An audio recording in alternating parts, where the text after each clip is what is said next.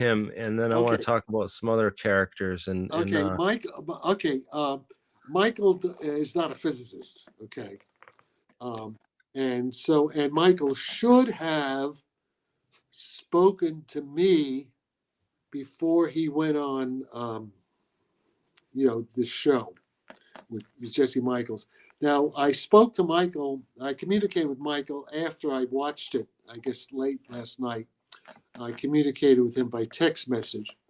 And he said he was severely constrained by CIA or whatever. Yeah, he said he spent, I think, 2 or 3 days, I guess, at some room with the CIA guys who kind of coached him on how to, what to say.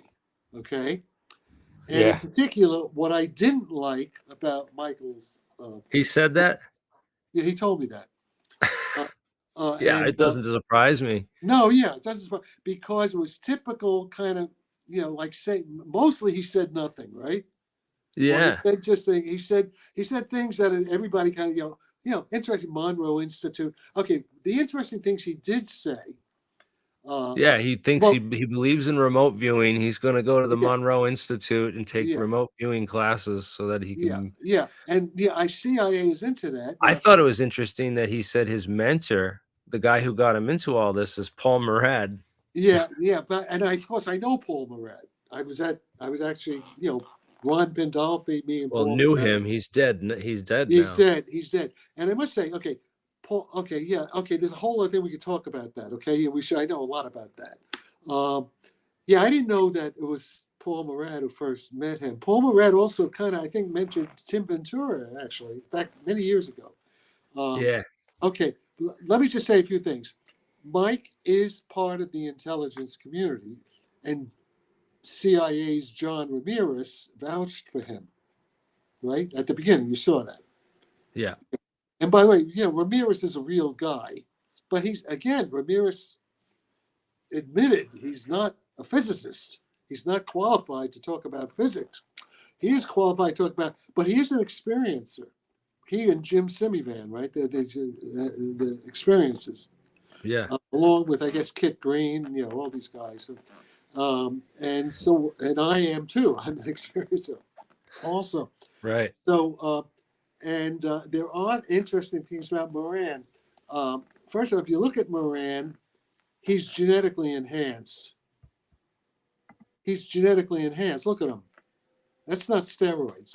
He's Come on. genetically He's just a fat Italian. what? No, there's He, Italians like that. Maybe he juiced up or something. His arms are yeah, no, huge, no, though. but, Look but at the Moran, size of he's that Irish. bicep. No, yeah, no, he's Irish, but no, but I know He's things Irish. about. I think. Well, Moran is Irish. He's a Let's barrel make this not chest, his real name. man.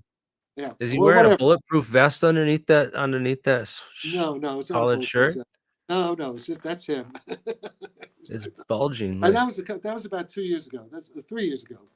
What was that? That was like I think it was like January 2021. And okay, listen, Moran, his mother and his family. Yeah, okay, so we found out, which I didn't know, but Ramirez confirms that Moran's uncle, a great was an admiral, in the Navy, was involved in special projects. This is all true. Uh, and it's curious that I'll bet Moran's uncle and great uncle probably knew John Warner's father, who was Secretary of the Navy back then, and who's also a Mellon, like Chris Mellon, and John Warner's grandfather, who was basically OS Paul. Is it Paul Mellon? I guess, who was OSS? Yeah, and both John Warner's grandfather, Mellon grandfather and father, were privy to all this German kind of UFO secret weapon stuff. And of course, it's interesting that Moran's relatives were at the Manhattan Project, where my Cornell professors, of course, like Hans Bethe, Phil Morrison, people like that, Dale Corson, Robert Wilson, God, all these people. These are all my mentors at Cornell. So that's an interesting connection, and apparently, well, I got to be careful. I don't want to reveal. Let me talk. Now I'll have to talk to Moran and find out if I can. Moran told me certain things which I think are true about the circumstances involved with his conception. Okay, which having to do with genetic enhancement experiments that were done, I guess, around the early 1980s in Los Alamos. And also around that same time, I must say, I kind of corroborate, it all rings true to me because at that time in the 80s, I was being supported by Central Intelligence Agency guy named Harold Chipman, who was a chief of station in San Francisco, but he had been, he was like a real James Bond guy. He had been chief of station in Berlin during the Cold War. I mean, he's a famous guy. And they wanted me, I met these people, they wanted me to go to New Mexico, and they had this kind of lab under this mountain in New Mexico. I forget and I was supposed to, they wanted me to consult there, and they were doing the kinds of experiments I think that led to the existence of Michael Moran. Okay, and so some of the stuff that Moran says fits things that I knew about.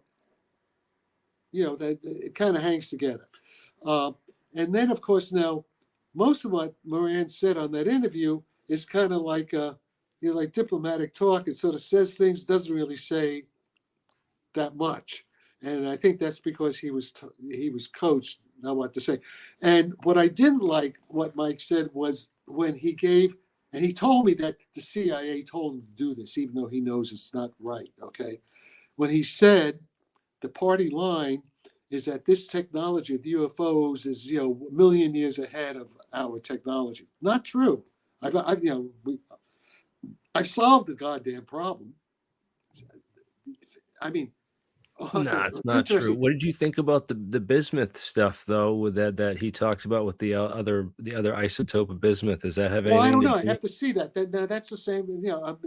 That's Hal Puthoff, and that's Gary Nolan, and Larry Lemke, who I kind of work with, who works with Gary and Jacques Vallée. All this. Okay, bismuth. The clues are that bismuth plays a role. It's highly diamagnetic, and that's important. But it's not enough information. It's too vague. Yeah, so bismuth may play a role, but there's that's a complex, condensed matter problem. And of course that's that's the magic sauce.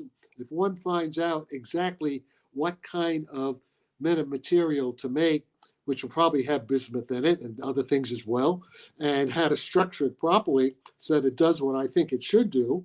And of course, that's worth it's trillions of dollars of technology, and it's also very related to defense. And of course, in this, the Russians invited me to Moscow last July. I didn't go, but I was invited to Moscow State Physics Department to lecture on everything that I talk about. And there are various reasons why I didn't go. But the Russians, of course, know exactly what I'm doing because it's all pretty public. And of course, the Russians have been monitoring me since like the 1970s, maybe late 1960s. The whole reason for that. And I was also in the 1970s. I was at the International Center for Theoretical Physics in Trieste, Italy, like in 73, 74, which was a place where there were the Russians and the Indians. Yeah, everybody was there. It was a UNESCO right. site. Yeah. They picked up Podkletnov his research in the 90s as well. The Russians picked up Podkletnov's research in the 90s as well. Podkletnov himself is Russian, isn't he? He was in Moscow. He's a Moscow physicist. He was at we worked University of Tampere in Finland, I think. But he's a Russian. But then I think he. His name is Russian, and he's Finnish. He's Russian, definitely Russian. Yeah, he's having Podkletnov his Russian name, and we worked at Joe Firmage's with Hal Puthoff, and even Jacques Vallée was peripherally involved Puthoff and Bernie Hayes, and these guys. We worked with Vladimir Poponin and Gennady Shipov, who came over from Moscow. So you mentioned Bernie Hayes. Bernard Hayes, like he worked for Lockheed Martin in the late 90s. Lockheed Martin, and so did Russell Targ, Right. So did Russell. A guy actually I'm interviewing with I'm going to interview him with Riccardo Storti, the other scientist there, who's got this whole theory on Bob Lazar and whatnot. Oh yeah, okay, Bob Lazar. Okay, Bob Lazar, has a lot of is a mixed bag. Yeah. Well, he got I think he might have heard or seen some things. Oh yeah, I think he did. I think I think I agree to some extent with George Knapp, but not about the physics. I think Lazar was there at some point at a low level position, right? Low. I mean, he's not it's like a community college, and I think what's his name, Stan Friedman, who's dead, Stanton Friedman. I think pretty much was right on the mark that Lazar has lied about his education, that he went to MIT and Caltech, and that they erased it. That's all bullshit. Okay, and also so he's lying about that, and he's making up stories. But I think Lazar is what I call a useful idiot, like Benowitz to some degree, a useful idiot of the deep state, of the intelligence. And I think the stuff that he says about element 115, that's all bullshit. He said a little bit of nuclear gravity, which is actually something that's something that I was working on with Abdus Salam at IC, in Trieste, Italy, with the Russians and all that. But I also showed that the Scientific American May 1989 issue, the same issue, this from the same month that Bob Lazar came forward with his story, published an article about element 115. So I have that article. Yeah, okay. And then, of course, element 115, what's publicly known is that there's only like maybe 100 atoms of it ever made, and it decays very quickly. So like it's bullshit, okay? And even if Lazar was correct that there was some stable element of 115, so what? He doesn't show how. So you have element 115. How does that create gravity? It's stupid. I mean, it's idiotic. It's only an idiot. There's no connection. There's no logic there. You have to show what is there about element 115. How does that generate a gravitational field? He doesn't show that. And the only way to show that is Einstein's field equation. He doesn't even know what that is. I doubt he knows what Maxwell's equations are. Who the hell knows? So you have all these fakers, Bernie Hayes certainly does, and the guy who this guy I'm going to be interviewing, his name is actually G.S. Deemer and Riccardo Storti. So both the authors of this book called Quinta Essentia. They made a film of the same name. Is this a new book? This came out in 2008. 2008, and they had also made a film about it that was supposed to come out at the same time, but actually Bernard Hayes never signed off on the releases to the film, so they never actually produced the film publicly. Okay, now wait, do you have this book? I don't have the book, but I have the film, the unreleased film. All I know about this, Bernie Hayes, I know, because we were working with them, with Joe Firmage 23 years ago. Their theory's wrong. The theory's wrong. It's just, it's not quite bullshit. That's as far as unless they have a new theory. No, but I mean, Hal Puthoff. I know what Hal Puthoff been talking about recently. It's the same thing that. Let's see. Is there anything about the book? Can you get inside the book there so we can see few pages? Go and see what do they have? Can you get more? Is that all they have? Just those two things? They don't show inside. Yeah, I don't have the inside of this book. I don't think. Is it on Kindle? Maybe I'll. Is it a Kindle book or is it a paperback? It's got a lot of math in it. So he goes over. He basically uses this thing called the Buckingham pi theory, which almost to me it kind of seems like this curve fitting equation type. Okay, well I could be wrong. I haven't seen it, but yeah, the point is this. I think it's probably going to turn out to be bullshit. Okay. I hope to be wrong. But let me say why I think this. Because the answer of all the mysteries of UFO propulsion is straightforward, elementary, almost obvious application of Einstein's general theory of relativity. The old theory. You don't need string theory, you don't need anything fancy. It's pretty elementary. And the more I get into it, like even recently, the last few days, I've gotten new results that surprised me. There's all this stuff. Okay, if you go, let's just go back to the Michael Moran thing. He briefly mentioned toward the end, he starts talking more about my stuff at the very end. And he started talking about the force shield thing, the force shield. Yeah. I'm going to give some new results tonight, actually, that nobody knows about yet. I just, last 2 or 3 days, I clarified something that was bugging me. And, he doesn't, Michael, is not a physicist, so he doesn't describe it very, it's very vague. What he says is very kind of confused. But he sort of says, what he says about the applications, you can have soldiers that have armor where they cannot be shot. That's true. Like Iron Man suits, but with anti-gravity repel. Okay. And the tanks and all that to be protected. That's what I'm, that's the stuff I'm working on. Yes, that is true. And of course, the Russians know this. Sure, the Russians are working on this because they follow my stuff. The Russians are very smart. Their physicists are, they had Landau Lifshitz. They have a whole theoretical physics school.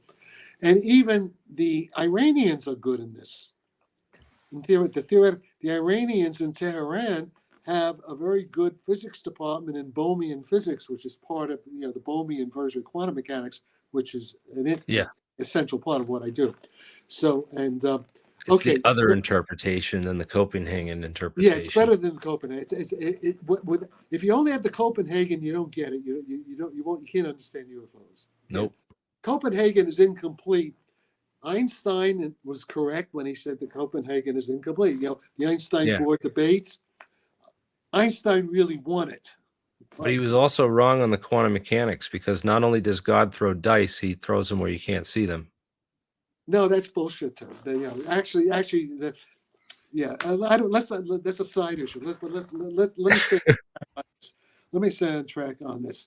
So where was I? Okay, so so Moran talks about the force shield, but he muddles it. But he mentions it. Okay, if you go on to Google, Julien Gaffray, this French guy, he made this white hole force shield. Can you get to that? The white hole force shield. Just show that. Is it in this at the end? No. Go into Google and just do white hole force shield. Go into white hole force shield. Yeah, I have this on a slide too. Yeah. Oh, there you go. Okay, hit that. Just show that. It's sure. Just show that. This is what Moran was talking about. Just play it. Do you have the music? Play the sound. Play the sound. Get the sound. No, you don't have the sound. You get the sound.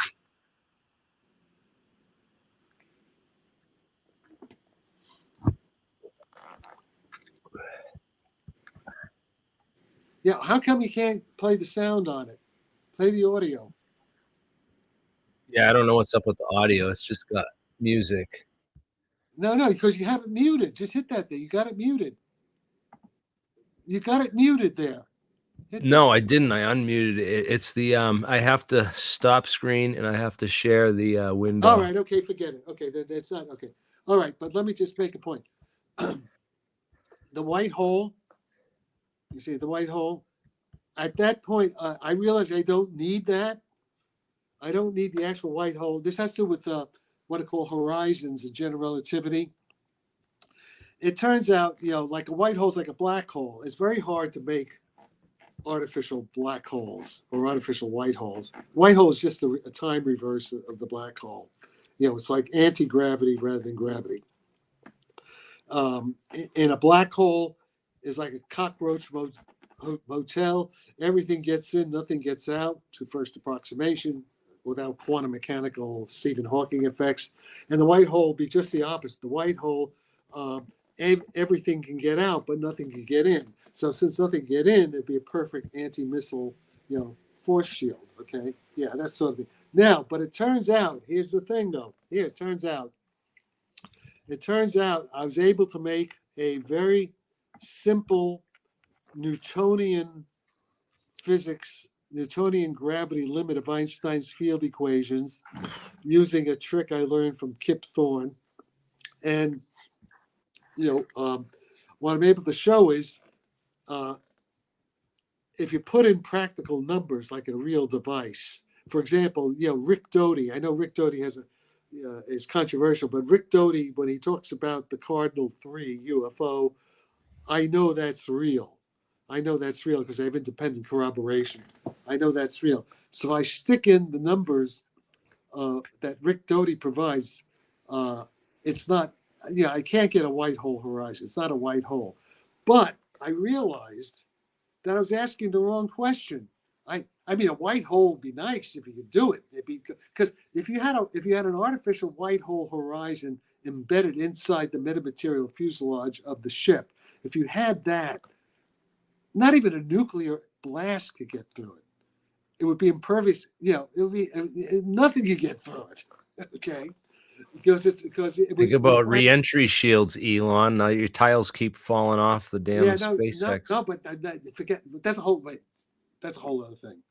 You went off. It's important, but it's aside. You come back to that. Ask me about that. Okay. The point we don't is, even need the rocket. The point is, if you can make an artificial white hole, it would require literally infinite force, infinite acceleration, infinite rocket power to get through it. So that's not going to happen.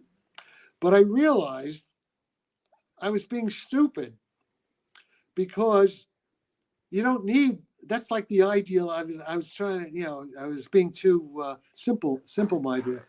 All you need, okay, suppose you can make a barrier that's 100 Earth G a barrier, okay? So how much rockets, how much are missiles, how can they go? How many Gs can they go? 10 Gs, 100 Gs before they fall apart? Probably not much more than 10, I think. Maybe even 100, right? Certainly not 1,000, right? Yeah, that's just getting crazy forces. So the point is, so you set a barrier. You have different amounts of barrier. So suppose I want to. I can make. I know now in terms of my equations how it's possible for NHRs, or the aliens, the time travelers. The people that that we know are here. They can make a barrier, say 100 G anti-gravity. So in other words, if you want to punch through it, you have to apply. You have to accelerate your missile. Your incoming missile has to be accelerating at least 100 G in order to get through it. Well, I don't think many missiles can do that. Most of the missiles we have today, even how many Gs are hypersonics going? Okay, so that's a lot easier to do. That you can do pretty easily. The numbers are okay for that. It's very far from a horizon. Very far. It's not a horizon. And in fact, let me make another thing that was in the back of my mind, because this guy, Tim Ventura had this guy Michael Anderson on, right, from Lawrence Livermore Lab in last July. And what Anderson, he's a project manager at their fusion, their fusion reactor projects. Okay, so forget that. So what I'm saying, okay, so we don't need that anymore.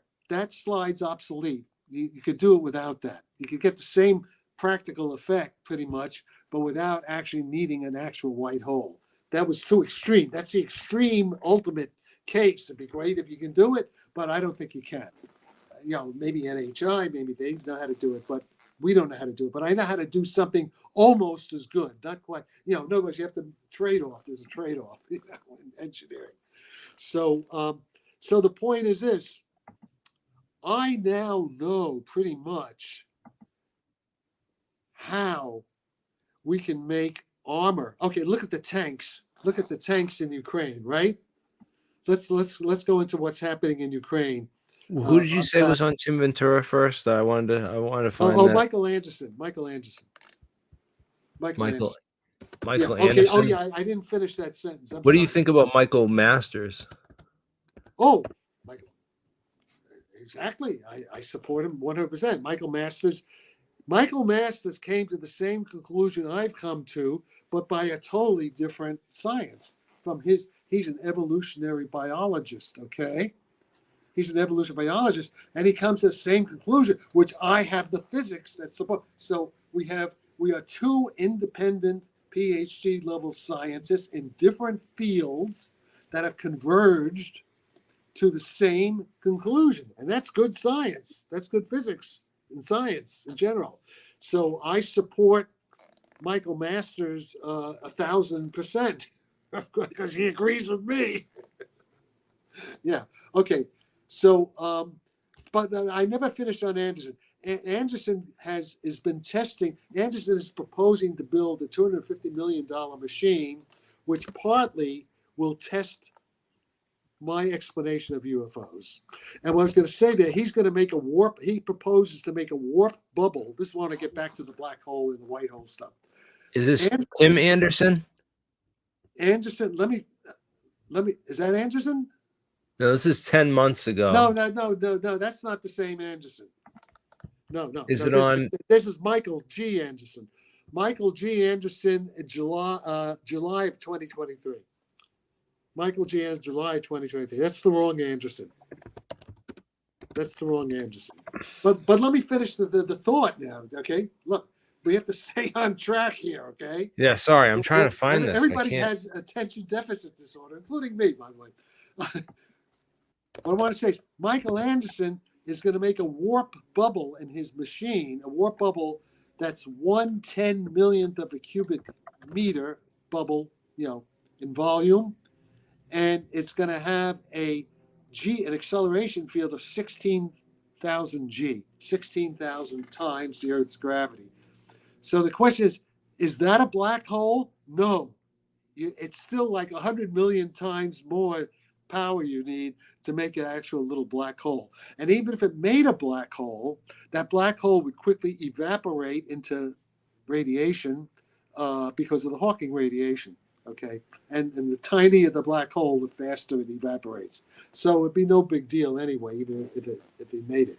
So, but it's nowhere near. And in the same way, since it's so hard to make a black hole, since the white hole is a time reverse of the black hole, of course, it's going to be equally hard to make a white hole. And I was just being stupid, not realizing that, because I like the idea of the white hole. I was mesmerized for about a year or two about the white hole. But the point is, the technology is real. So what I want to say is that this is very important for the defense industry. And of course, the Russians are smart. So I'm pretty sure, I wouldn't be surprised, let's put it this way, that the Russians are actually working, that Putin's physicists in Moscow and elsewhere are developing these ideas that I have. Because they did invite me there. And so the thing is this, it's now possible to make armor for tanks, for airplanes, for ships, for satellites in space that make them,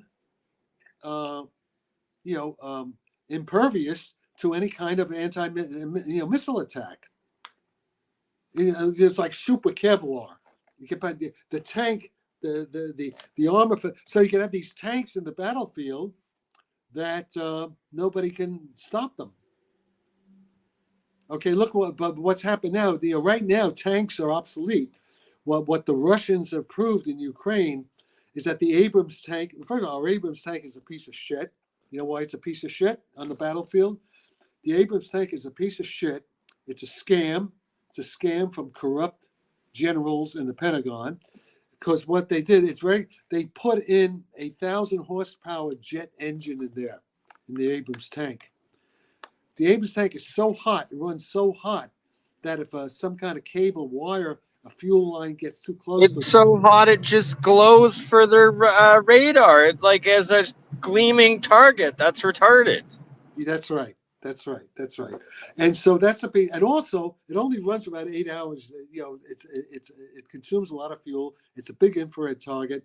So you want to get killed, you go in an Abrams tank and let the Russian army blow you apart because they have air defense and they have surveillance. So it's a death machine. It's a suicide machine. And there was something else with one. Maybe was it the Abrams or some other tank where it wasn't armored enough in the turret.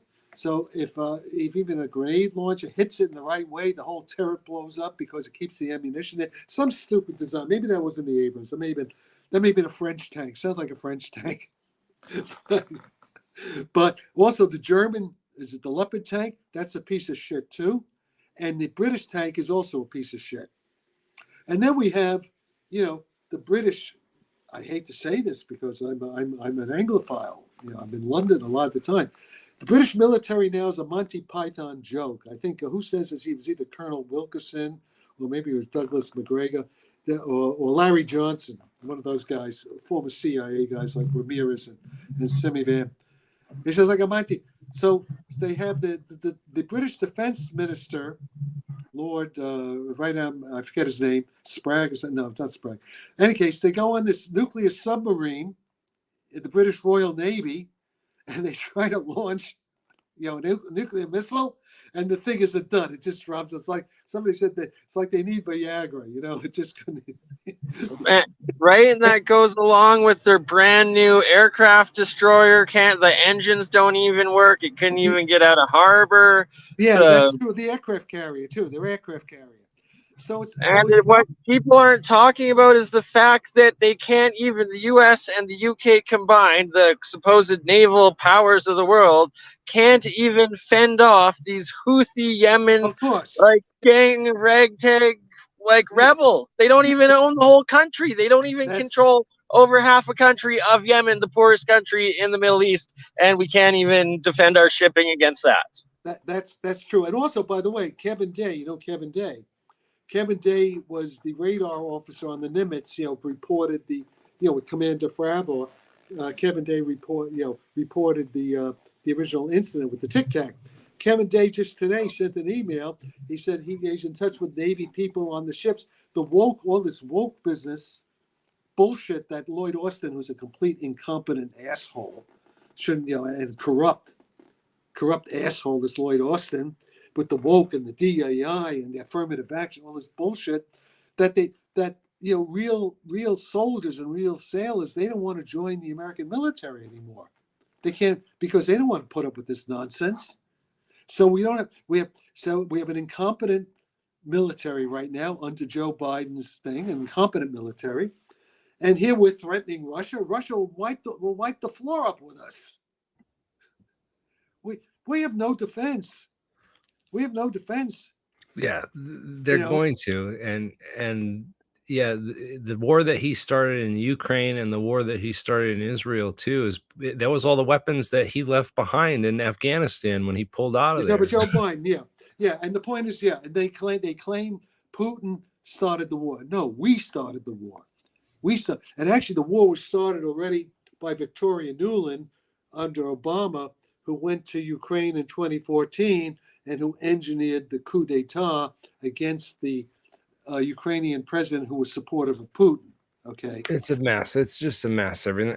Yeah, let's focus on the physics and how to get humanity out of this. Okay, but the reason we were talking about is that we now have the armor, the anti-gravity armor. I know how to do that now. With the equations. Well, can it make things invisible too? Didn't I send you the paper? I sent you a PDF. Didn't I send it to you earlier today? Do you have a PDF for me? Why don't you show that? Shows the math. Shows you how the armor works. I thought I think I do have that. Hold on, Jack. You sent just that look at earlier the emails today. I sent you today. There should be a PDF there. That's the Creon, not the Creon Levitt thing. It might be. I forget. It might be. I think it says just today, earlier today. I'm pretty sure I sent it several times. I have like so many emails. Okay, just today. Just look what happened today. Just read them off. Read off the titles. What I sent you today. March 3rd. Can't you see my emails? Yeah, give me a second. I'm pulling them up. I'm pulling this up. Yeah. No, that's a good paper. That's not me. That's good paper, by the way, but that's not it. That's a whole other thing. All right. Then there's the thing on Morningstar, Sarfatti Intelligence Network. Yeah, try that one. Hit that. See Oh, with the tank. Yeah, this one's got the tank. Yeah, with the tank. That should have the paper. There should be a PDF attached to that. I don't want to share your. Or okay, okay. What else? Or maybe they were just show that. Yeah, this is what Moran was talking about, but he didn't say it right. Okay, this is what Moran was talking about. Oh, there we go. There it is, right there. That's it. So yeah, there is. So this is the intro. Let me see. Is this the old one or the new one? I've been fixing it. Geodesic. Yeah. That's just a general intro. Keep going. Oh, Okay, this is the equation. This is the main equation. Okay, what this is here, the equation at the bottom of that slide, that is Einstein's general relativity field equation in a simplified, what's called the Newtonian approximation.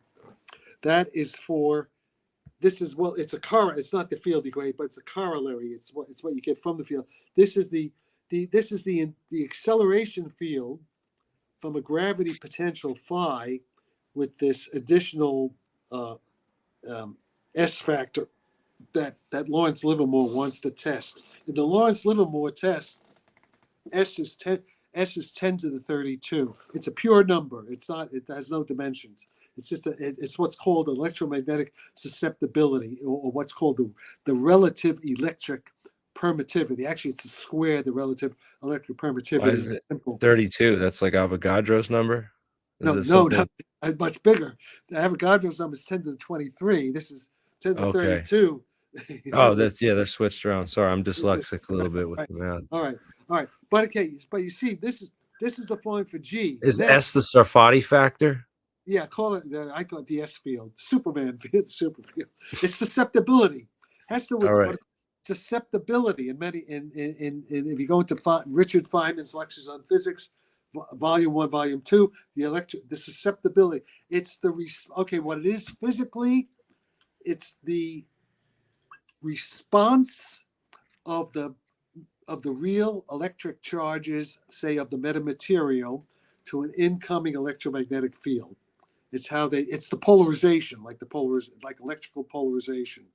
Okay, it's like that. That's dielectric, like the dielectric response, or you could say the dielectric susceptibility, which is just a pure number. It's a ratio. It's the ratio of the electric permittivity of the material divided by the electrical permittivity of the vacuum.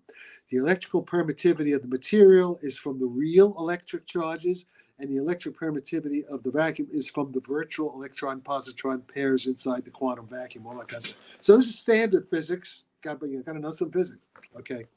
And what the S field is, it's basically, in a simple case, it's more complicated, Jeff. I'll give you the simplest situation. The S field is the square of the dimensionless dielectric susceptibility of the metamaterial. That's a precise thing that you can calculate. It's in all the textbooks. Okay, so that's the S field is in a particular case. And basically, if you want to think of something simpler, even the S field is the fourth power of the index of refraction, so to speak, roughly speaking. But you have to distinguish real far fields from near fields. But very sloppily, roughly speaking, the S field is the fourth power of the index of refraction, which is dimensionless quantity. So the square root of S is the square of the index of refraction. And the speed of light in a material is the vacuum speed divided by the index of refraction. Okay? So look at this. So look at that equation. B over C. Yeah. Okay. Now go to the next. The thing. One question before we go forward. This is a gradient operator, correct? Yes, that's a gradient. Standard mathematics. Yes. And these are what is phi here? This is a wave. Phi is the gravitational. Phi technically it's a dimensionless quantity. It is the Newtonian gravity potential energy per unit test mass divided by the square of the vacuum speed of light. So it's a dimensionless quantity. Energy, right. okay? Energy Yep. divided by mass is a velocity squared dimensionally. So that this is all standard elementary, physics that Yeah. you learn. Well, whenever I see this form of an equation, I see a circle, I look at it like a circle, because if you plot that out on a graph, one plus something squared, r squared is going to be a circle. Well, I don't see what's R squared. What are you talking about? There's no R squared. No, I'm just saying this. You have the square root here, so this is like this is a ratio. What is this, like a ratio of? No, this is forget this is what it is. This comes from this comes from. So this is your gravitational constant in G in Newton's No, it's not formula. a constant. It's not a constant. It's a variable. Don't call it. Oh a yeah, constant. yeah. This is why it's not a constant. This is the gravity. This is what's called This is the gravitational acceleration field. Okay. G is the 9.8 meters per second squared. Surface. So is it it's the same as capital G, right? Or is it? No, it's not. Not. It's not All right. capital G. You don't. So you don't know any physics either. No, I'm trying to figure. I'm trying to. I'm I'm trying to figure out what is G. What is G then? Next slide. Okay, listen. You don't know very much theoretical physics, Jeremy. If you don't know this is elementary gravity theory, potential gravity theory. Refinement. So all right. So this is like acceleration. This is the kind of stuff when I was an assistant professor of physics at San Diego State in the late 1960s. This is stuff I would teach from Halliday and Resnick. This is standard physics. This is elementary physics. Okay, go to the next slide. Trying to work go to through the next slide. Okay, to the next slide. Next slide. You don't know that G, but there should be a. Okay. Now we have big G. All right, and rho. It's not. You understand that? Do you understand the equivalence principle? Do you understand Galileo principle? That if you at the Tower of Pisa, if you drop, objects of different masses, they all accelerate down at the same rate. You understand that, right? Yeah. Oh, that's G. That's that acceleration. G. F equals mg. Yeah. That's the mg and mg. That's the little g I'm talking about. But go back to the previous slide. Back to the previous slide. Yeah, I get it. Go back. That's the g. F equals mg. Yeah. Now what happens? But g is universal. This is a universal acceleration, so I don't need any m. Okay. So suppose s is equal to 1. Let s equal to 1. Then the second term disappears. Okay, s is equal to 1, and then phi is in Newtonian thing. The phi in the denominator, the second term in the denominator is small compared to 1, so you neglect it. So then all you have is g is and there should be a minus sign. I'm not paying attention to the minus signs yet. So g is the gradient of phi. That's standard. That's what's called a conservative force. That's where conservative force where. It doesn't depend on the path followed. It'll depend on like in the gravitational field, depend on the height, only on the height. In the radial fall of an object. In any case, this is all standard physics. Yeah. Okay. So, but this is what happens inside the material, inside the metamaterial. The simple equation F equals mg. Actually, okay, a simple equation. Wait, can you get me on a screen? Can I draw? Because this is an iPad. You can screen share if you can draw on your screen, in a program or something. You could screen share. Yeah, I have a program. Wait a minute. How do I screen share? More? I go to more. You go to present. Where's present? Where is present? It should be right in the middle of the buttons here at the bottom of StreamYard. I see Mike, I see Cam, I see chat, I see more, I see leave. Do you see it? Are you seeing what I see? No. All right, let's not waste time. Let's go to the next slide. Let's not waste time. Let's go to the next slide. I don't know why it won't let me do that. Yeah, but we could. That's standard physics. No, I'm with you there. I just All wanted right, to make okay. sure. Now look, okay, let's go to this slide. Now let's look at this. This now is a model of a UFO. Spherical shell. This is the spherical shell, right? Yep, Outer this is the radius shell of B. our UFO. All This right, is we got this is we this got is a flying this is saucer. this is like an orb, right? They see these orbs. These are Yeah, what is it's our ball lightning shell. no. Let's just say it's an aluminum, like a titanium, whatever. It's a metal shell. Remember, they were Kirkpatrick and all these assholes in the congressional hearings. I think even that idiot Kirkpatrick admitted that they're seeing all these like little spherical things, right? So this is Yeah, that. Okay, this is that, and okay. So now they're not this is balloons. this is Newtonian gravity physics. This Halley and Resnick, right? This is the gravitational potential energy per unit test mass divided by the square of the speed of light, c squared. There it is. There it is. For rho is the density, the mass density. What did I do? Why am I going upside down like this? You changed gravity on us somehow. Oh yeah, something happened there. Okay, all right.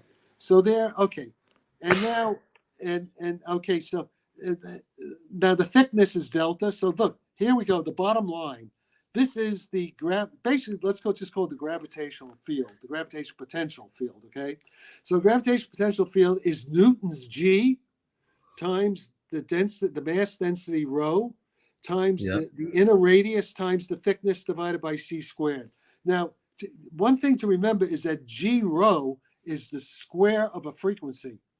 You know, that's, I don't know if you took any physics, but in elementary physics, when they talk about gravity, they imagine the Earth as a perfect sphere. You drill a hole through the center of the Earth and you drop a ball, and the ball is a harmonic oscillator. It goes up and down, and the Yep.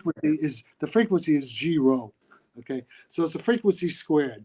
All right, that's the potential. Okay, go to the next one. G rho. All right, I got it. That's like that. Yeah, that's a good way to think of it. That's the It's if you were. it's like the square of the frequency of a harmonic oscillator. Think of it that way. That way, Yeah. that's a nice way to think about it. You know. Okay, now go to the next slide. Next slide. All right. Now, okay, there. So in dimension. Right. So now you've pulled it into the wave equation, and Yeah. No, well, forget no. Yeah, it's not a wave equation here, but no, well, you you're jumping to it. you got omega All squared. this is what's called dimensional analysis. The physical dimension of G times rho, where G is Newton's constant and rho is the mass density, has dimensions 1/2 squared. It's like the square of a frequency. Okay, but now, so for that particular problem, I had a general formula. This is the numerator, that general formula. Okay, and that's what it is with the S fact. See, it's that. But now, and go back one slide. Go back again. Go back. Just jump back for a minute. No, go back one more. Okay, the denominator, it turns out the second term is small compared to the first. So forget the denominator, it's just going to be 1. This is called the Newtonian approximation. You see, if we were doing white holes and black holes, that denominator would have to be 0. And for that denominator to be 0, the numbers needed are just way beyond anything we can achieve technologically.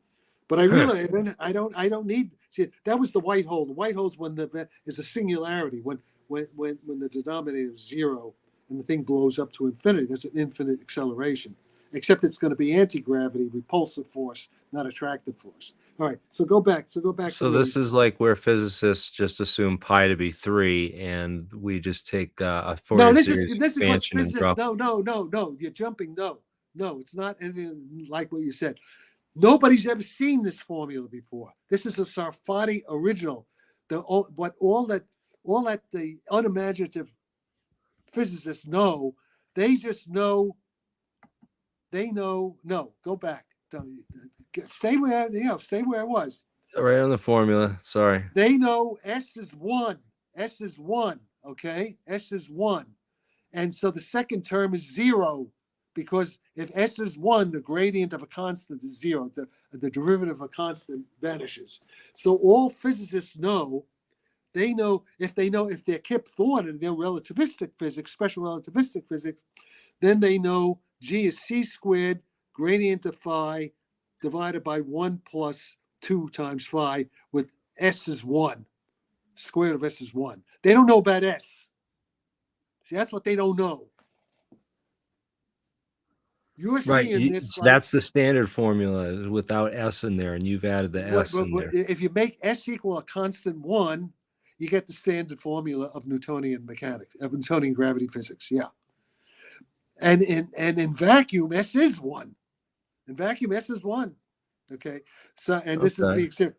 But inside metamaterial, s need not be 1. What is s? Remember, s is roughly the 4th power of the index of refraction. The index of refraction in vacuum is 1, and in many materials, it's pretty close to 1. Some may be 10. Okay, you're right. But they don't measure gravity inside material. How do you measure gravity inside material? It's not easy. What they normally measure, you measure the acceleration of gravity, you measure it in vacuum or in air. You measure, the acceleration of falling objects. How do you measure it? Or you have accelerometers. Okay, so I suppose it'd be interesting. How could you make tiny accelerometers inside different materials, like metamaterials, and measure the local G in there? I don't think has anybody ever done that? I don't think so. They've done Cavendish measurements, but that's all outside with steel balls, and it's all pretty primitive. So the point is, there isn't much known about how gravity works at the small scale inside matter. Okay, that's unknown physics, really. They just it's not, they make little models. So there's a lot there that's not known, and of course that's the whole secret. That's how these NHI, that's how these tic tacs work, because they know that physics. And here's the beginning. This is just the most elementary extension of Newtonian Einstein gravity theory inside matter. Okay. Now, how do we change S? What? So how do you so you're going to have to be able to change S in your craft. Yes. S is control. It's a control parameter. That's correct. And how do you make S? To make S is complicated. But I'm saying this is now, before we get into details like that, you first have to have the general concept. So let's not worry about. That's technology, right? I'm doing conceptual physics here. There's a difference. First, you do the simple concept. You got to get the concept. There is S. Nobody even knew there was an S. They didn't know that there was an S, which is related to the index of refraction. Nobody thought of that. Now, this is original physics.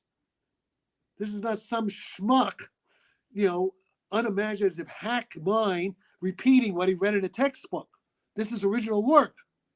Well, this is like where you show that, this is like where you show that the old physics is just a small case example of a much larger physics. Yeah, this is the extension of a fairly standard thing. If you read your textbook, they'll have G is c squared gradient of phi. You'll see that. And then if they show a strong field version, they'll have the denominator.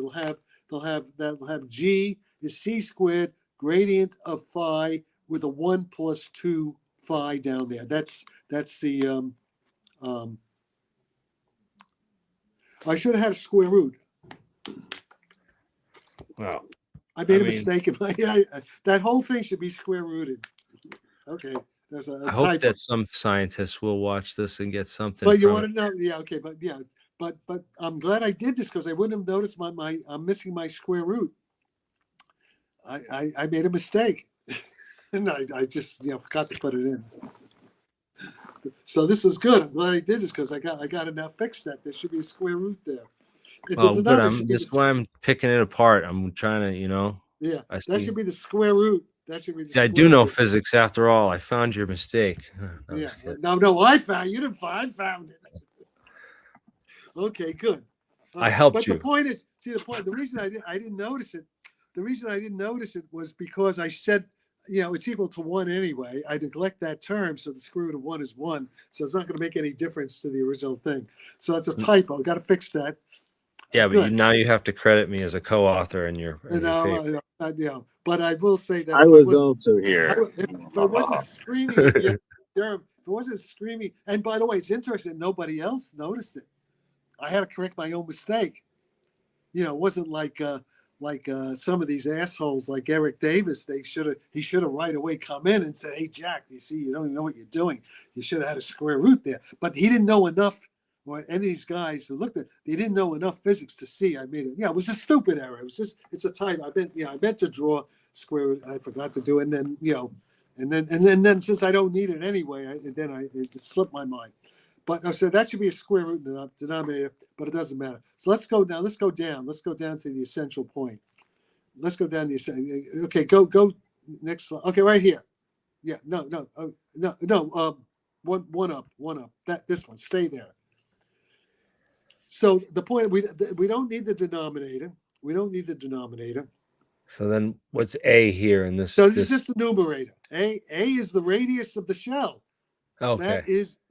That's the size of the ship. That's in Rick Doty's Cardinal 3. A from here. A is like 10 meters. It's 30 feet roughly.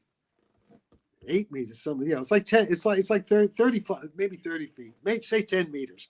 A is 10 meters, and delta is the thickness of the fuselage. So it's what, a centimeter? Say it's a centimeter, 1/10 of a meter. Okay, and so so what we want actually is the limit of S going to 0. This is a limit. See, with warp drive, it's very different from warp drive. With warp drive, you have to have S getting very big. That's a resonance. You need to get warp drive. To get low energy warp drive, S has to get very big.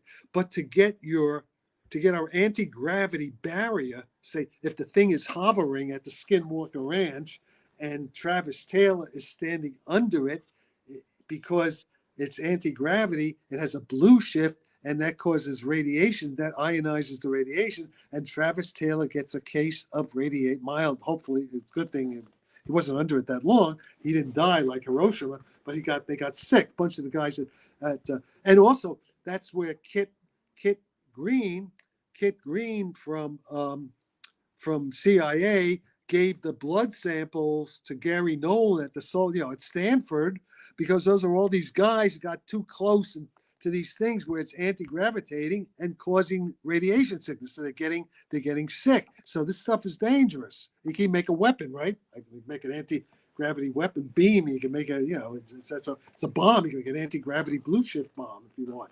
Okay, but look. So here's the point. So this is it. Now, so all we have to do, and these numbers are easy. This is the bottom line. This is the armor. This is how to make tanks pretty much indestructible. You just choose, you just have to get this term much bigger than 1G. And you can change the sign. You see the gradient, you can flip the sign on the gradient. If you flip the sign on the gradient, which isn't in the old theories, if you flip the sign on the gradient, you go from attractive gravity to repulsive anti-gravity. You just change the sign, like on the shell in one configuration, say the index of refraction is 0 at the outer part of the shell, and it's maximally whatever it's going to be on the inner part of the shell. So maybe I forget which way it'll go, but that may produce an attractive gravity field. If you flip it around, which you can do electronically, if you flip it, if you switch it to the opposite, you get anti-gravity. Okay. Yep. So that's the idea. So it's a piece of cake. So we understand now. There have been anecdotal reports of the military shooting missiles and shooting bullets at the UFOs, and in the anti-UFOs, the bullets bounce back that they have. So this is what they have. Also, Larry Lemke has some evidence about retrieved UFO materials, which if you try to touch it, you feel like an anti-gravity repulsive, like a tingling, so it has this effect.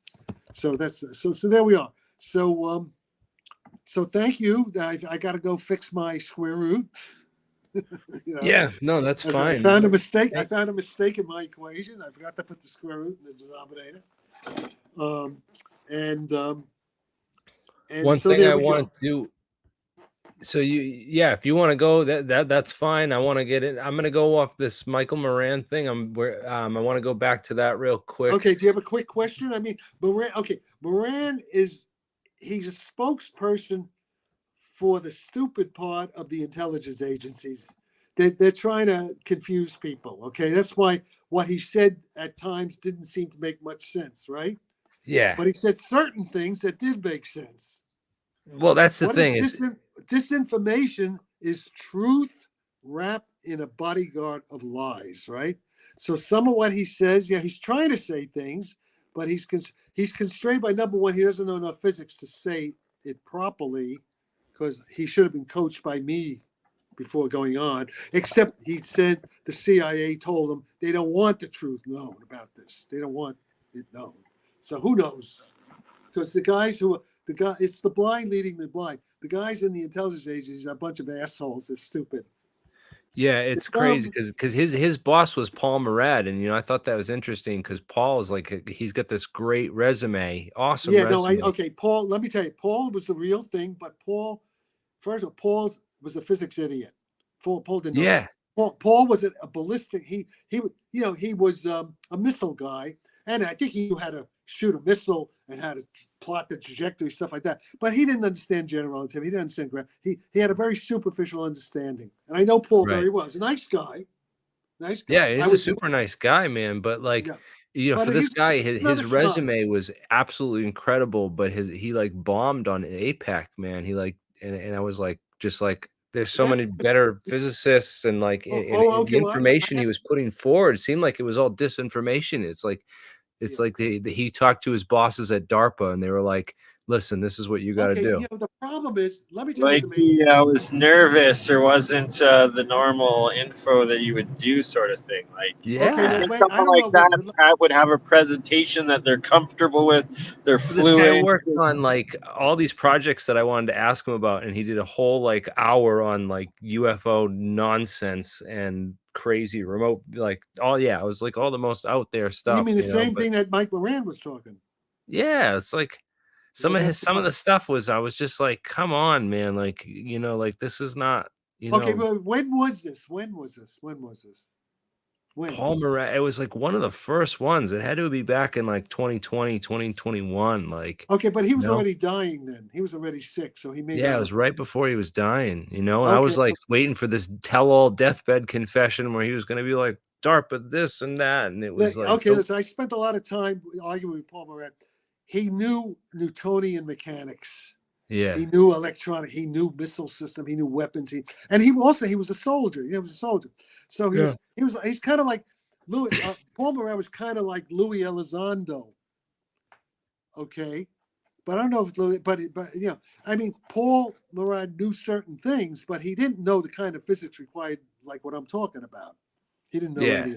He didn't understand Einstein. He didn't understand quantum mechanics very deeply. He understood a little, but he's probably smarter than most of the idiots at DARPA and in the CIA and in that. I mean, they had to do computer. They know how to do. I mean, he got that position for a reason. They hired him for some reason. Yeah. Well, the point is that the military is not very competent in general. They're competent in certain things, but they're not competent in these things. No, not at all. So they're competent at giving us disinformation. That's for sure. Well, they don't know the information. They can't get the information right themselves. They thought Tesla was a quack. Oh, well, let's not get into that. No, he wasn't a quack, but they laughed him out of the room when he told him that he could use these invisible waves to detect ships off the coast. Oh yeah, no, I'm sure he was right about that.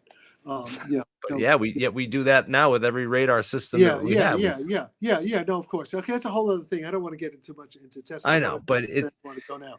But okay, so there it is. Is there anything else? I want to. Yeah, Jack, that was a great overview of the new sarfatti math on that white hole science and stuff. And when are we it's not white. Okay, it's not. I don't need white holes. Was too idealistic. I don't need a white hole. I could compromise with much less than a white hole and still get the same effect. I can make an anti-missile defense shield. I mean, try to find out. See, now if Paul Moran was here, if he was alive, I could ask Paul, what's the strongest what's the biggest acceleration that these missiles can do with their rocket motors?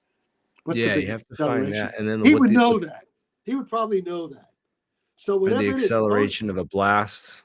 You know, yeah. I know, like Well, I mean, when a rocket takes off, when Tesla, when Elon Musk's rocket takes off, a super rocket, first you can't have too much G. You got people in it, so it can't be much more than 10 G. But what about a missile? What about a hypersonic? Okay, when the Russian hypersonic missile, how fast can it accelerate? If its rocket's motors are going, how fast can it accelerate? How many G's will it pull? The Avangard reentry vehicles, I believe, go up to 27, Mach 27. RDX 27 has what? one of the G? highest What's it? detonation velocities of any No, I'm not explosive, and asking. it's I about want acceleration, not velocity. What's the acceleration? G. Oh no, that's velocity. That's yeah. We'd have to do a time derivative of that to get no. get Find a out. Just see it. Just go Google. What is the maximum acceleration of missiles missiles? Maximum acceleration of missiles. yeah, but you gotta No, block of a against the missile. explosion. They don't need humans. Missiles. The maximum of missiles. What does it say? Is there anything? What's the highest I think acceleration? maybe you have to look up drones and electronics No, and no, stuff not drones. too. It's not a drone. It'd be a rocket. It has to be a rocket. Drone is no good. Drones don't have much acceleration. It has to be a rocket. You had it there, and you lost it. I saw you had No, I something. didn't. I'm looking at. I would like Yeah. to see a G-force scale visualized or something. I don't know. I'm No, trying no. to find Just it. find out what's the maximum G force on a missile, on a unoccupied missile. Maximum G force. G force. No, that's velocity, acceleration. What's Yeah, the I know it's not. acceleration? I can. I mean, I'm working with Google here, Jack. What's it maximum? Google's a piece of shit too. Let's see. Yeah, it's not Let very me good just for what's the research. highest acceleration? Oh, here it is. What's the highest? Right there. Quote. What's the highest? Right there. Hit that. What does it say? 100 G. 100 400 G. G. 400 G. Okay. 400 G. Okay. So 1,000 G will stop anything, right? An anti-gravity field at 1,000 G, and we can do that. Yeah, if you could get it to 1,000, right? We can get it to 1,000. I think we That's- can do it. I think that's doable. So in other words, if we can make tank armor, metamaterial armor, that's certified to stop a incoming missile with with acceleration of 1,000 G. That's a game changer in the battlefield. Certainly would be, Jack. Let's get in the lab and Now you build can it. be. No, I don't get in the lab. I did my part of the job. I don't need a. But No, I know. that is. So now you want to know something? I want to build one of these Wait things. a minute. But yeah, well, you don't have the resource. You don't have the money. These are multi-million-dollar, billion-dollar projects. Hey, But man. the thing is this. Well, maybe you could do something, but I doubt it. But the thing, I'd love to be proved wrong. But listen. I'm well connected. All right, We could get. Listen to this now. The Russian intelligence services and the Iranian and probably the Chinese are watching this right now, right? They're watching this. Yeah. So they're going to work on it. They're going to work on it. Are our guys going to work on it? Or are they going to listen to Colonel John Alexander and Chris Mellon say, don't listen to Sarfatti? Dumb schmucks. Yeah, they're too busy chasing skinwalkers around the ranch there. No, that's okay to chase this. No, Travis Taylor's a good guy. Travis Did you Taylor. see the ice circle that Fugel posted? Yes, circle that. Yeah. No, The Travis ice Taylor's circle. Travis Taylor's one of the good guys. Brandon Fugel's a good guy. Travis Taylor's a good guy. How about Tim Taylor? I don't know Tim Taylor. I know Travis. Oh, Travis Taylor and I are on good terms. We're collaborating. And we What do you think about Brandon Fugel? What? Brandon Fugel. Yeah, Brandon Fugel. He's like Bigelow. Yeah, he bought the ranch off Bigelow. Yeah. And they're all Mormons, They're all Mormons. Big Mormon money guy. Yeah. But he's posting these pictures. I don't know if these are new. They look old, but these. Oh, I don't know. guess Yeah, they're- I haven't had time to watch all that. Okay, listen. Is there anything else? I'm going to get off. Thanks for. I'm glad I discovered my error here. Any other quick questions? I've got one. In your opinion, Jack, has the West and America really fallen behind in the technology, like with hypersonics, compared to Of course we Russia, have. China? Of course we have. You know why? Because Lloyd Austin isn't sure what bathroom to go into. Right? The Like Secretary a of guy on Defense. his deathbed in charge of the nuclear codes and doesn't even notify the government that he's in the hospital while Listen, simultaneously coming out and saying that if Ukraine loses the war, NATO is going to war with Russia. yeah, Like, we have a bunch of incompetent idiots in charge under Joe Biden in the White House, but also, I'm sorry to say, at 10 Downing Street, the Ministry of Defense in London, Macron's an idiot. Macron's an idiot. A little schmuck. Little well, he French was schmuck. always a bought out Rothschild plant, Yeah. wasn't he? Oh, yeah. From the Whatever he bank? is, whatever he is, whatever he is. I don't want to say what he is, but and then you have these German generals, thinking they were back in the Hitler days, talking about how they're going to shoot missiles and break down, explode the bridge, that Putin's bridge there. And I think, come on, I mean, what's with these schmucks? I mean, if Putin wanted to, by the way, all Putin has to do, he doesn't even have to use nukes. All he has to use like a 1,500 pounds of TNT in one of his supersonic missiles. He hits the Ministry of Defense in London. I hope it doesn't happen, but he can pinpoint. He can hit the Elysee Palace. He can hit the Bundeswehr. He can hit the Pentagon. He can hit the White House, and that's it. It's all over. And What I are they hope gonna do to then? God that he What are would they do gonna do that then? before nuking the rest of us. Well, And I no, think he's without like nukes. competent enough he might. I'm talking about without nukes. Yeah, no, that's what I'm saying. Like, hopefully he would choose that and like Oh, of save course he would. humanity Of course he over would. nuking the world. Of Like, course, if of it comes course he to that. would. Of course he would. You know why? Because the NATO, sadly, we are bullies. We're like schoolyard bullies. Yeah. That's what happened. And when push Policemen of comes the to world. shove, And when push comes to shove, and they see actual blood, then they'll just surrender. And the point is, we're wrong. You watch Colonel Wilkerson, you watch Scott Ritter, No, who? you watch Larry Johnson, and they explain what the hell's really going on. It's terrible what we've done. We're the aggressors. We are the aggressors. I hate to say this, but we're the bad guys. And I'm not an Asian food. I'm an American patriot. I grew up in America. I was a Boy Scout. I was a Civil Air Patrol guy. I was in the ROTC. Oh, I agree. We're the bad guys. Definitely. We're the bad guys because we let a bunch of schmucks take over. Well, in any case, that's it. That's it. So, all right, I got to go back and fix my equations. Awesome. Thanks, Jack. Thanks for joining us. It was good to hear your perspectives. Okay. Awesome. Bye. Thank you so much. All right, bye. Later. So, that was awesome. Yeah, that was cool to have Jack on again.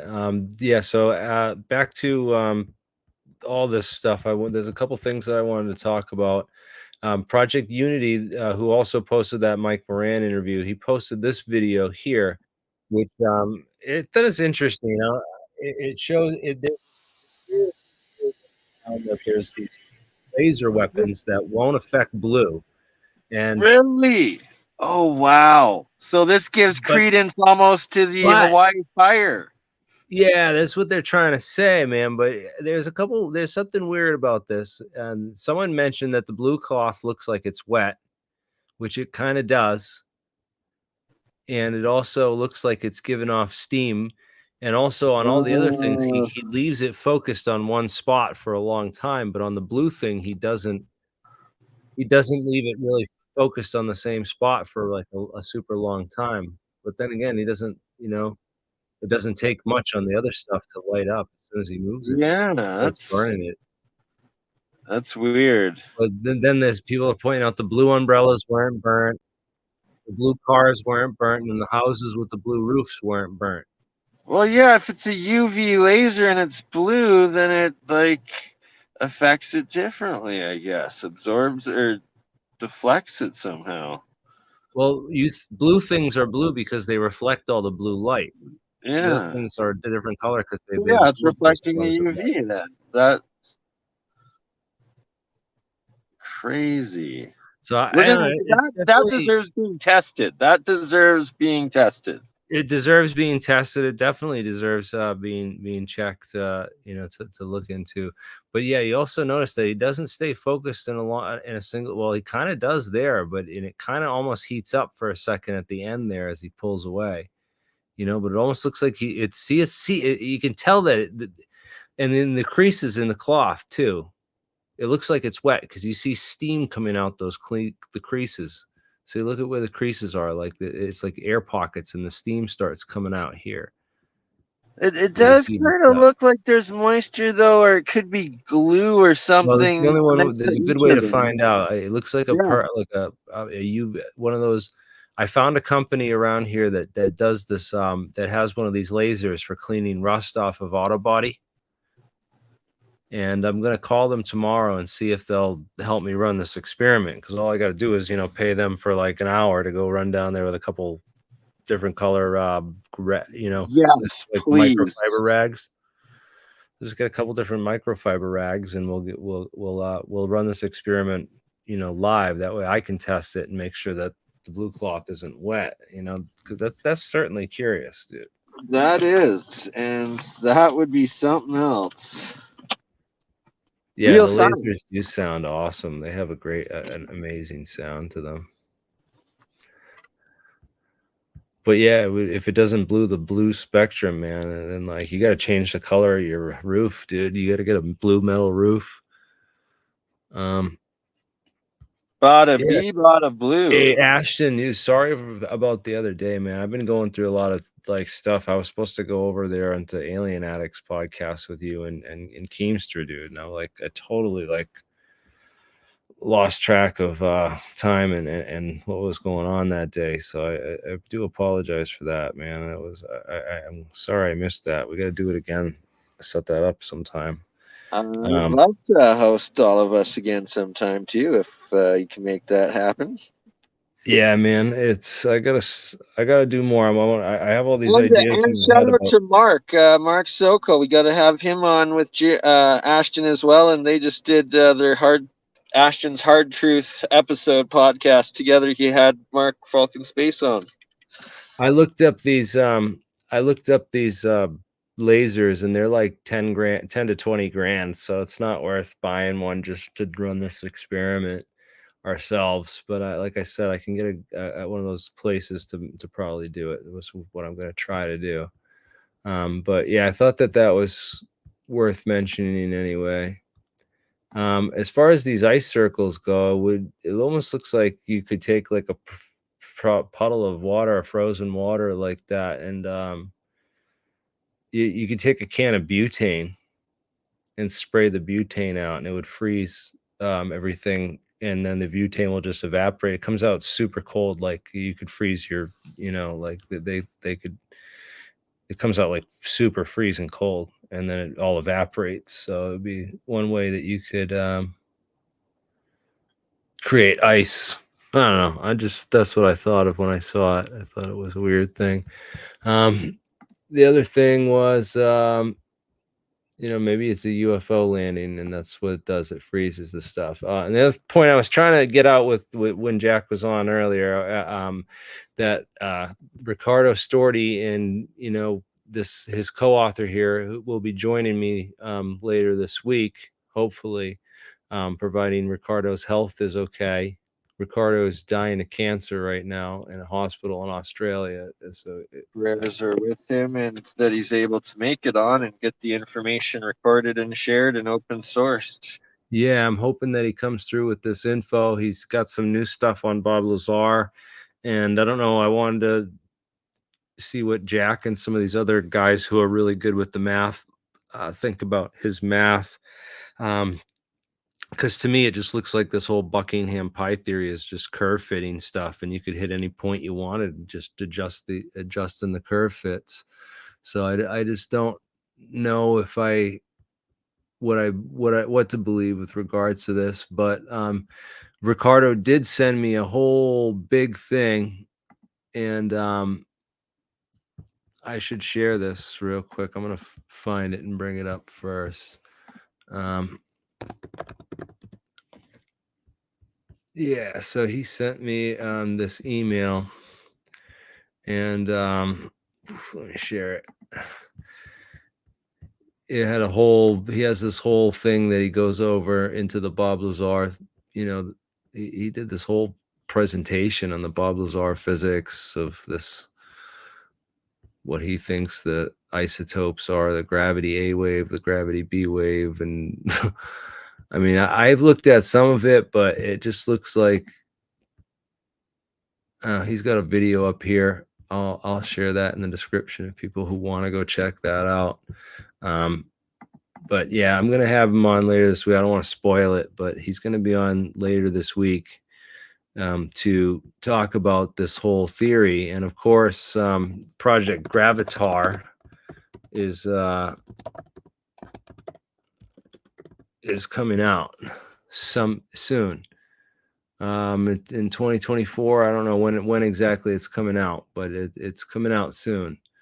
And this will be a whole video that they made with a VR experience that you can do. You can experience the whole craft. They've redesigned everything in VR.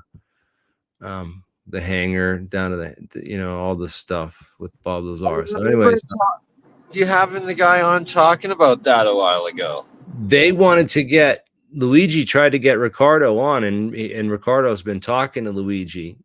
So they got Bob Lazar coming on this documentary. He's working with these guys now. I told you he's not working with Corbell as long as he's not with Cowbell, then it's like he's not working with Cowbell anymore, dude. He's not. I told people that, and that was according to my sources, and it's turning out to be true. Bob's not ever. You won't ever see him on Weaponized. You won't ever see him do anything with Corbell again, dude. But he's gonna do this movie, right? This is coming out soon. And I took Riccardo's email here with this whole paper and this PDF and all this stuff that he sent me. I actually forwarded it to Gene Huff, and he sent it to Bob Lazar. So Bob Lazar is probably looking at it right now, or he's seen it. So yeah. So this is we're gonna try to get this interview with Riccardo and Deemer out by the end of this week, or if we can, if providing his health is okay. And that would be great, because then we can it'll be just in time for the Project Gravitaur stuff when that comes out, so we can kind of go along with that, because this is basically the scientific test of Bob Lazar's claims. So we're just, that's what it's about. Whether it can. He says you got to forget all the personal stuff. Just assume that it was a whole plot. All the education stuff and everything was just a whole plot laid out there to throw people off the track and get people to discredit him.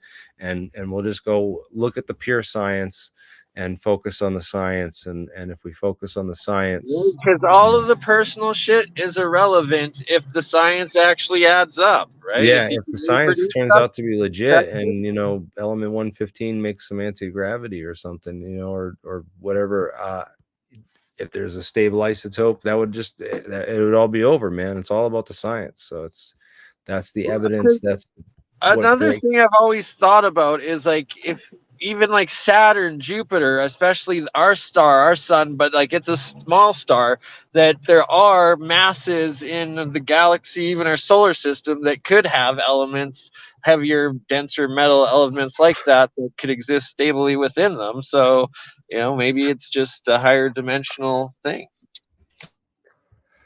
Dude, the science is paid not to add up, man. Look at who funds all the studies and stuff, man.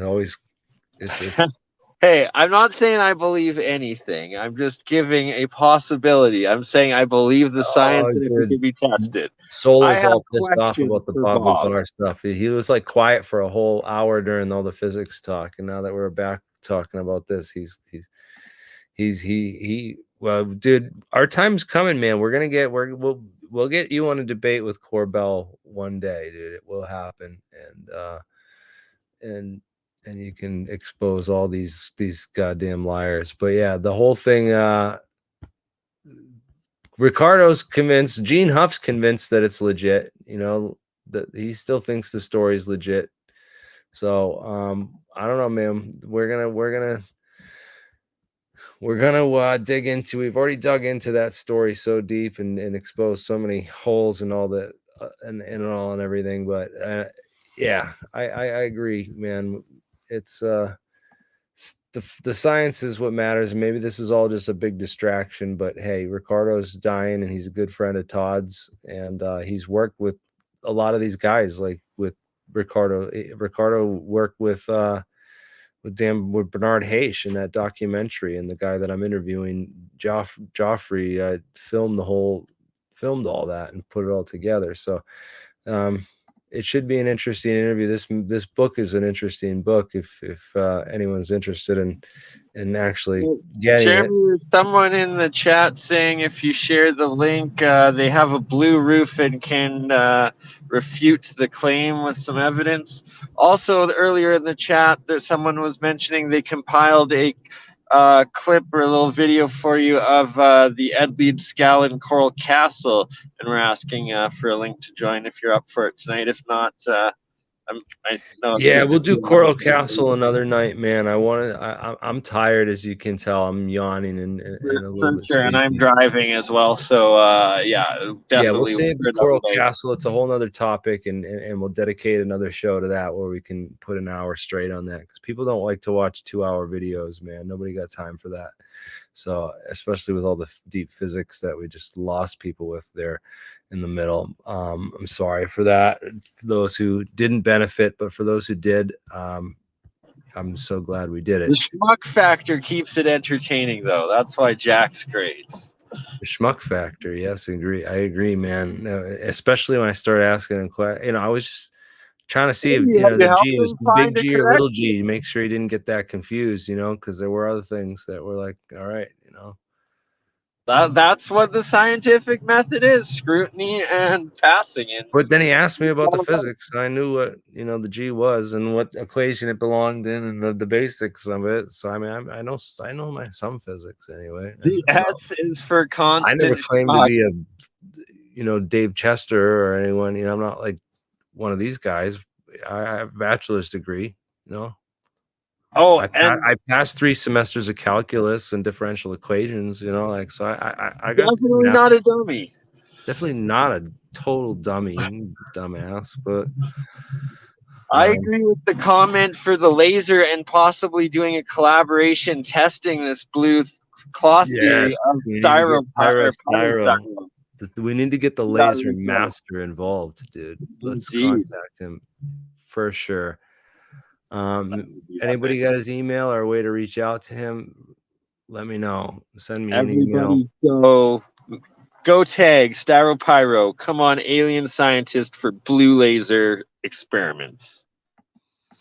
Dude, yeah, no, I definitely know. Yeah, it was pretty funny, dude. You gotta laugh at Jack. You know, so, well, whatever, man. It's he's the character. And what about the part where he mentioned that the CIA was trying to court him down to Mexico to work on dark project anti-gravity stuff? Like, this is the first I've ever heard of CIA warehouse or anti-gravity projects in Mexico, no? You know, it's really weird. A guy tried to recruit me about 3-4 years ago from Mexico. And I thought it was like some cartel shit. I was like, really weird. It was really bizarre, man. And I won't share his name because I don't want him to kill me, because that dude was loaded, like loaded. Yeah, no doubt. But that would make sense of like, hey, everybody, look for this S4 at Groom Lake. And really, no, it's south of the border. And you're in cartel country. So good luck ever getting any secrets into there. We have a better military than the Mexican army. Oh, you see, it's crazy down there, dude. Cartel land, no joke. Man, imagine if it's in fucking Mexico, dude, all funded with the cartel money and everything. The CIA's been down there for years. You know, they killed Kiki Caminera, you saw Narcos. I don't know if you watched that show. Oh, yeah, yeah. It's crazy how much truth comes out in these different TV, Netflix Yeah, series and stuff. And it's like, these people are still alive. Why are they not being prosecuted? Because like their crimes are being glorified in freaking episodes on TV. Like it's it's like ridiculous. they've It's reached just Pablo Escobar status, and you know, where it's like he used to be more famous. Like he was famous, you know, people loved him because he would just give out money, and you know, they give back to the community instead of taxing the shit out of the community. yeah, he's like, hey, here's all the money that the Americans stole from your in factories and sweatshops and gasoline refineries and everything. You know, the banana republics and everything else. Here's some of that money back. Yeah, It's kind of crazy, man. Think about these guys. They were murdered, stone cold murderers too, and then the cartel are too. So I don't know, man. I wouldn't. But there are nice parts of Mexico, man. You know, like the pyramids down there, like I'm hoping by the end of this year, probably like November, maybe even December, maybe actually for the winter solstice to do a trip down to the Yucatan and for Chichen Itza again, because we got to get some live recording of doing that clap and testing it, and just it's wild, amazing, and there's lots of UFO reportings around the pyramids down there as well. So it'd be worth it. And I need a vacation, so I'm thinking that's the place to go, and we should definitely do some sort of YouTube thing out of it. Come from Canada, skip right over the US and go to vacation in the next country there. Sounds like a good idea. Well, I guess then while I'm out of country, I'll have you to ever come been back. anywhere in the US? Have you ever traveled anywhere in the US before? Oh yeah. No, I've actually about a decade now ago, but for 5 years I had a companion pass with this WestJet Airlines out of Calgary. So I actually flown probably like 30 different places in the US, like LA a few times, Nice. Vegas 15 times, New York once, North Carolina. Vegas 15 times, man. Yes, sir. It's been a while. That's kind of gambling, man, or what? No, at the time I was visiting the partnered with my Honeysuckle Ranch down clothing. there. No. So my clothing at the time, I was partnered in a clothing store with MMA fighters and trainers, and was doing an MMA clothing line as well. So the guys that I was partnered with were being trained by a couple of the Brazilian jiu-jitsu legends that were like the first guys trained by the Gracies, and then they were the same guys that trained Wanderlei Silva, Tito Ortiz, Rampage Jackson, just a whole bunch of different MMA fighters. So we were down there for the fights all the time, and got to check out my Facebook. There's Bernie on top of crazy hotels with all the MMA stars. It was wild. We need to work on some alien scientist merchandise, you know, even $5 super chat from ME saying this too. You know, when I have a whole bunch of t-shirt ideas, we need to sit down privately, maybe after the show right now, and go over this. So because I definitely need some alien scientist merch. I mean, SpongeBob got his own metal merch, you know. Right, 100%. And I'm getting back within the next month or two to be set up printing again with my equipment, so I'll actually be able to make it and that'd be cool. I have a guy that makes shirts around here, but you know, it's kind of like a weird thing. You know, he's just like, you know, it'd be easier to. We'll talk about it, man. Yeah, some alien scientist hats, some, you know, research anti-gravity, you know. String theories wrong. Shirts. You got to have at least one meme shirt. We got to have some stupid one, and then we can have diagrams too with the black hole, the white hole, and the black hole, and then the McCulloch, you know, principle explain, you know, different things, you know. And then I want just ones with just UFOs and the whole detailed schematic graphic and the whole technical breakdown right there on the shirt, dude. That would just be awesome too, because people would start talking, you know. Just start up that Totally, dude. conversation and be like, "Yo, this dude, what is his shirt?" instant conversation starter, as well as like just disclosure on a T-shirt. Boom. That's what it's about. Right? Sarfatti schmuck. You should have, we should have a Sarfatti schmuck shirt. Like 100%. I want one with him like this, like I gotta get a good photographer to go over there and Just a take good a picture. screen grab from one of them. I didn't even ask him if he was back. He's got to be back from London. It looked like he was in his apartment again. But yeah, man, it's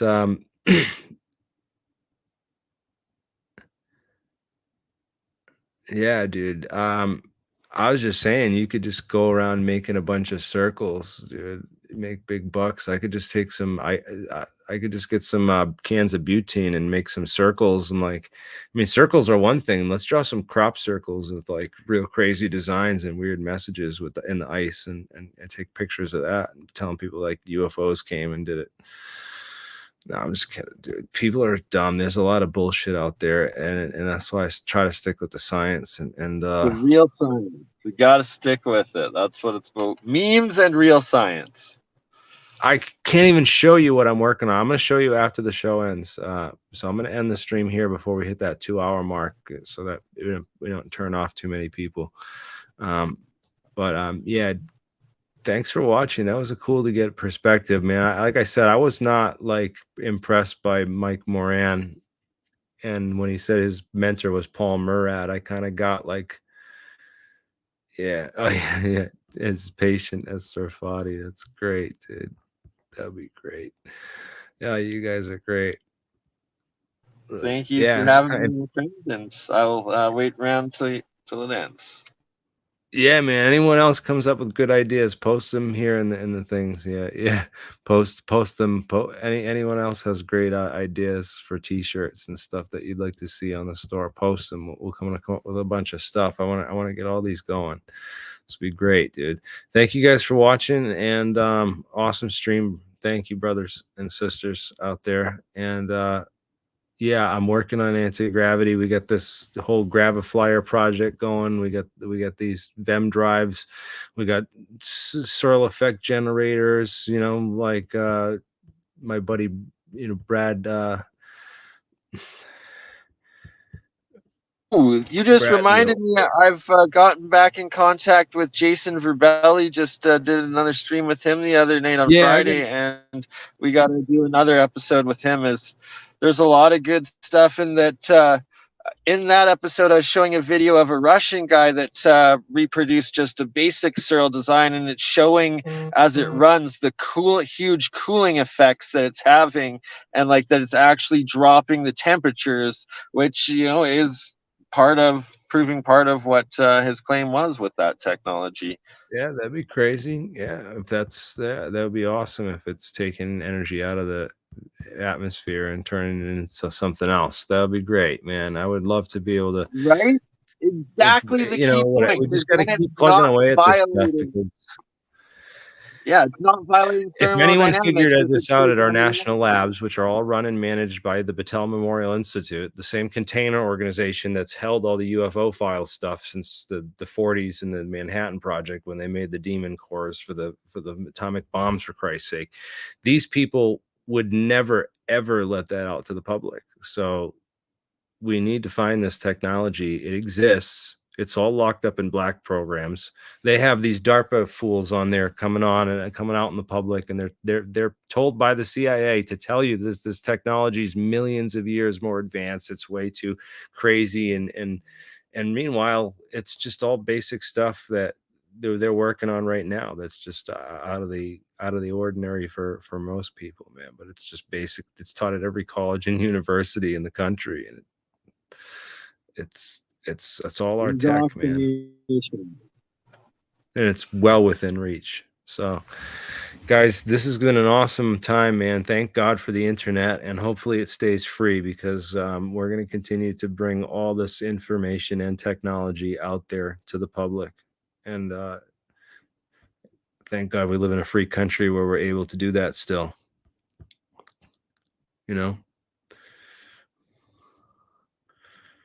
Canada's very quiet up there. when I mentioned that. Your damn Trudeau and his trucker nonsense. He's as hated here as the rest of the world, I guess. Like he was being protested and booed in Italy or something today. It's just crazy. I was talking with a friend driving earlier. Like, how is the guy even in still in power when he's like literally booed and has stuff thrown at him, no matter where he goes, whether inside or outside of Canada? It's ridiculous. No, they'll never shut us down, dude. We have labs all over the country and all over the world. And even if alien scientist disappears, then if I disappear, someone else will be the alien scientist and keep it going. So there's no way that they can shut down what we've started here, man. This is disclosure, and thank you for being part of it, man. We're totally kicking ass, dude. There's too much. I mean, the thing is, we've gotten so much real stuff out there, but then they come in and flooded so much fake stuff that we have to sit and waste so much time disproving the fake stuff that we don't get to work on the real stuff. It's like, I don't know how it's all about time management at this point and trying to, move this thing forward, because there's a lot going on. Definitely removed a lot of the disinfo and a lot of, no, we're not going to stop disproving fake stuff. It's part of the business. It goes with the territory, man. You're always going to find fake stuff. That's what science is all about. And so, half of it is even some of the own theories and tests that you believe in, you prove it wrong, and just whatever the real science is, you have to accept. But you speak the truth of disproving what you don't have to accept it. That's never what scientists or doctors do. They put the guy who discovered hand washing in a freaking mental hospital, Bernie. I'm saying you accept the results. The guy who was telling everyone, hey, you don't have to pray. It's not demons causing all these illnesses and infections. It's actually germs on your hands, and all you got to do is wash them. They put that guy in a mental hospital.